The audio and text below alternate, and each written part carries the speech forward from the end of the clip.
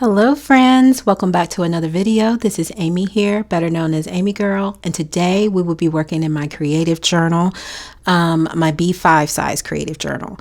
And we are going to be working with a set of printables that I got off of Etsy. This particular type of printable is more like an ephemera, I think that's what you call it, printable. It is more of your it's not really like setting a scene. It's more like you would have to go through and do like fussy cuts or kiss cut, not kiss cut, but fussy cut type stickers.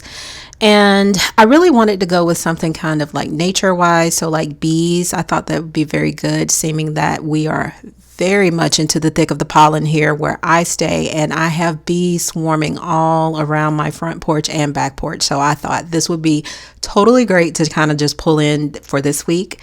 I am also going to be trying something totally new. I am trying to create a slanted Dutch door. Now, I've done one in the past, but not so much to where like both sides are slanted and going in a different direction. So my attempt at trying to do this is kind of difficult and confusing, especially for myself. So if you are a beginner like I am, then we're pretty much going to learn together on here. I thought at first, with me going through with a ruler and just trying to kind of pre-mark where I wanted my stickers, the directions I wanted my stickers to go in, I thought that would be like a very good way to actually start it off. And as you can see, the first line that I chose, I was like, and I think that's just a little bit too far down. Now with this particular type of this particular type of journal, with it being my creative journal, it is also my creative journal that I use for my personal use, which is my journal where I write all my prayers and things in, or my just thoughts and, things that I want to take to God. So I need a lot of room to write when it comes down to that particular type of planner. That's the reason why I'm using a B5. So when I go to do spreads in this particular planner, I always make sure that I have a lot of room to write. So my Dutch doors do seem to be a little bit bigger than the normal Dutch doors, but I do make it work to my liking. So we're just going to go through and place these bees and flowers where I want them to go, to kind of follow that slanted line. Now with this particular printer set, I could have configured it to my Cricut to make it to where, I could have had these like cut out from the Cricut. But when you if you get this particular set off of Etsy, it is not going to come already pre-designed for your Cricut. One other thing that I would have done while printing out these stickers would have been is to flip the image. And I totally meant to do that and just forgot, you guys, because in my head, I was thinking, I have multiple bees. I have multiple bees that look like they are the same size. So it should be really easy to do Dutch doors, with the multiple bees. And it was easy to do the Dutch doors, but you will see when I get to another particular page how the Dutch doors became a little bit confusing and a little bit, I'm going to say kind of difficult to figure out because I didn't have mirrored images. Now the bees, they did fit well, but when I got to the other page is when it became something totally different. So I'm gonna let you watch me for a little bit and then I'll come back on and talk to you when we get to that particular area.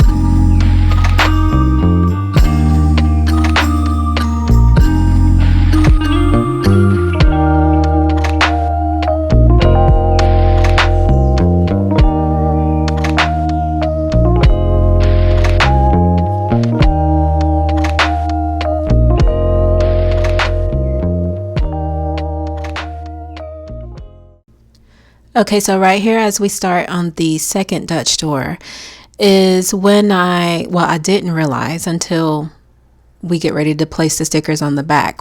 But I thought the same thing as when I was doing the first set of Dutch doors.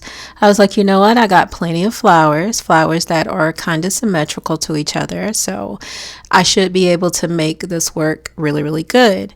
Well, one thing that I didn't think about is just how to place the flowers and the way that I was placing the flowers to kind of make it go symmetrical. But I ended up figuring it out and trying to piece all of these together. So when you're making a Dutch door, or at least for me, when I'm going through to kind of like make a Dutch door, I it's kind of hard to explain to me, but when I go through to make a Dutch door, especially when I start putting my stickers together at first, I really don't think about the order of what my stickers are going to go in and literally how I'm going to do the door. What I think about is I like these stickers and I want these stickers to go in my planner. Not until I actually start doing my, you know, figuring out like, okay, I'm going to use these stickers on this particular type of spread today. When I start to kind of go, and start creating in the journal is when I get a direction of where I want the stickers to actually be placed and the way that I want it to go. Now with this one, I did know that I wanted to do a slanted look, but I didn't know how to do this slanted look. So I had to figure this out on my own, to be honest, you guys. So you can see right there where I do have the slanted look going. And I think maybe mine didn't turn out the way that I have seen it turn out because I still needed the room to write. And so my page is not as skinny, or, is not as my slants are not like as skinny as most of them are. Like you want it to be like a X type situation, I feel like, when you're doing like a slanted door like this. So mine is that way, but it is just not as skinny as everyone else's. But anyway, so right here with the bees, as you guys can see, I did have to try to finagle them in here. And one thing that I'm going to tell you right now when it comes down to creating Dutch doors and being a beginner and trying to figure this thing out on your own, it is a puzzle, okay? Unless you have stickers that are, either flipped or made to suit, a Dutch door. If you don't do it that way, then you gotta kind of go in like a puzzle piece and try to fit things in where you want it to go. So that's what I ended up having to do on both of these spreads. Once I figured out, okay, this is something that I'm going to have to like try to fit other stickers in. As you can see with the honeycomb, I had to make my own honeycomb right here, which is totally fine. But you just have to take your time, kind of figure out how to place the stickers, where they need to go. And some will work and some may not. But just take your time with it. Don't give up on yourself and just keep pushing. The spread will turn out pretty.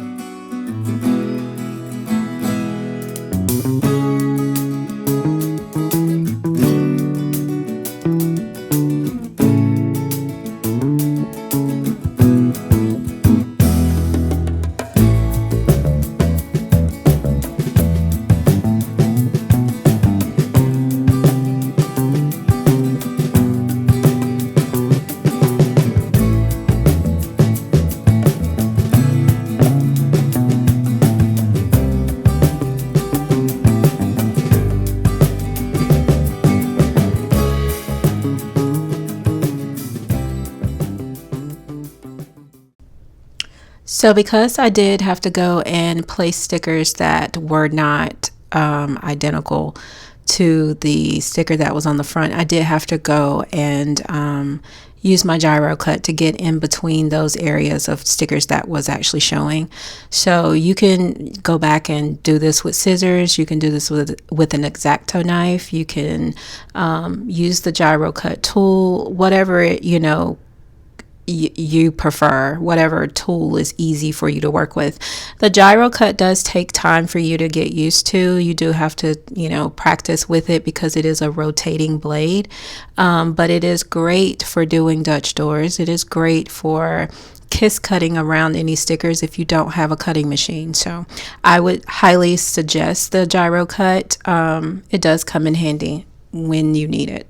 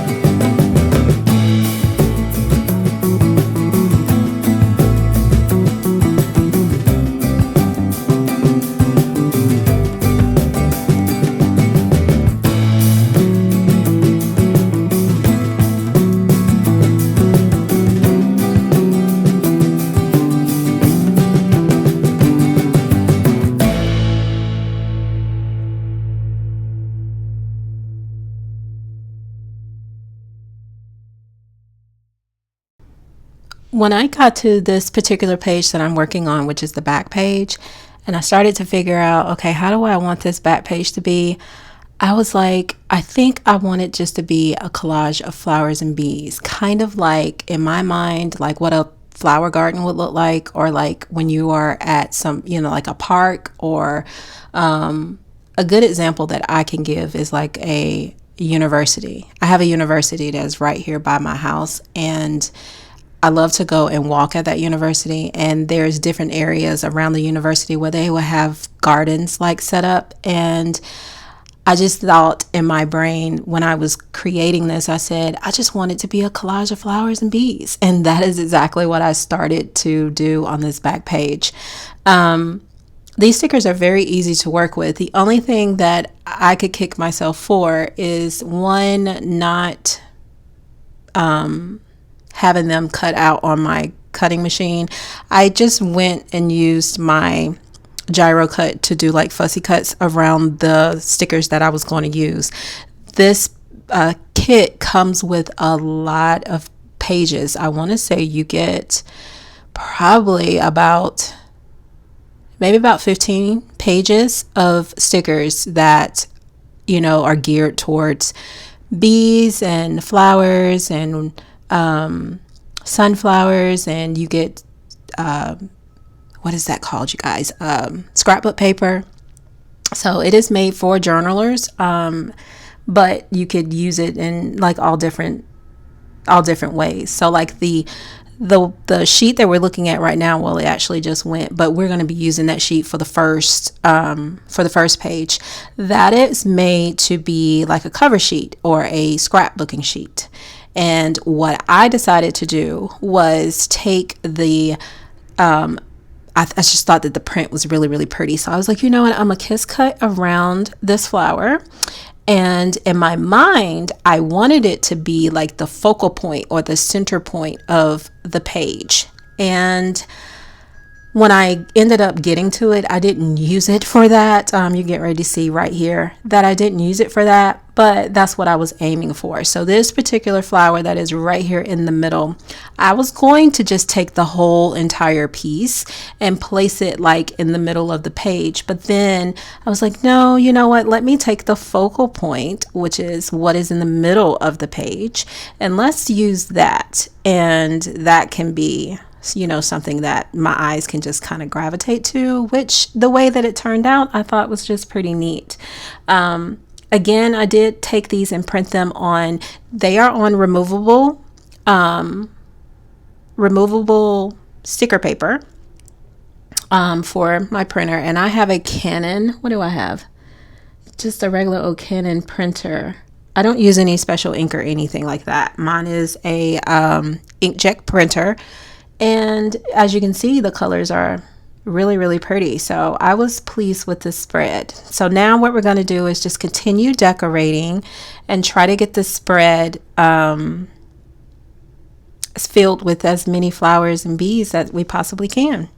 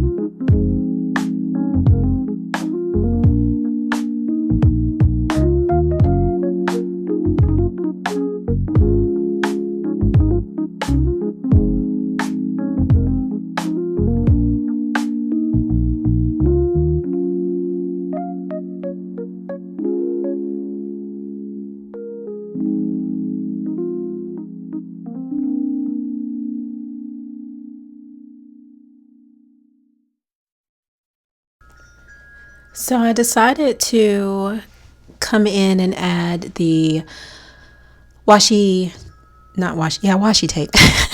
To come in and add the washi tape into the spread.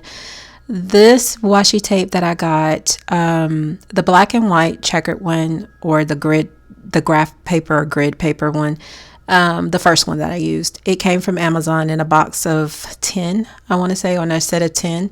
And then the middle one, when I was ordering it off of Amazon, the yellow one and this black one that I'm using right here, I thought was washi tape because I went on there to actually order washi tape. But this is not washi tape. This is actually thin masking tape. And it came in all different types of colors, all of your primary colors to be exact. This tape is good. It is a little textured, meaning like if you know what masking tape actually feels like, that's what it feels like. But it does look good on your spreads. I like the way that it looks. You can't really tell that it's masking tape, but it is not like your ordinary washi tape. You cannot also cut this with, you can't cut it with like, what do you call it, like a credit card or any type of card. You literally have to use scissors to cut this. So it's not like your washi tape where you can just kind of yank it off. You have to use scissors to cut it. And then the very thin washi tape that I got, I want to say that came from Amazon too. It was like like one of these little easy Amazon finds. But what I do like about the washi tape and using it on the spread is that it is not so busy to where the washi tape clashes. I think it adds just enough pizzazz to the spread to make it look all cohesive. You know what I'm saying? Like the black honestly gives the black on the bees, the black makes the black on the bees pop to me. And then like the yellow brings in the different tones of yellows in the flowers and on the bees. And then the other patterned one that was like the black one, it adds, just a little character to it as well. So what I decided to do right here is something that I've never done either. When I put this tape down right here, what I was trying to do was like create a border, but then I said, this is just way too thick right here, or way too wide. So I decided to go and use my little X-Acto knife and trim it down the middle to make it look thinner. And to my surprise, it came out to be pretty good. I was even shocked that I could get such a clean cut and that it would provide me with the look that I was actually going for. So if you do have any tape that you are wanting to cut down, if you don't want the teared look going on, then you definitely can try this, because it worked. And I just used my ruler as a guide, and I made sure that I lightly cut it so that I wouldn't go through the page. But yeah, it worked out. So what I'm getting ready to do now is just go through these pages and look and see if I need to add any more stickers. And if I do, I will do so by adding them. And yeah, I like the way that the spread came out. You guys let me know down below what you thought about the spread, what you think about how I actually used it, and if you would, want to use this in one of your upcoming spreads, whether it be for your planner or your journal.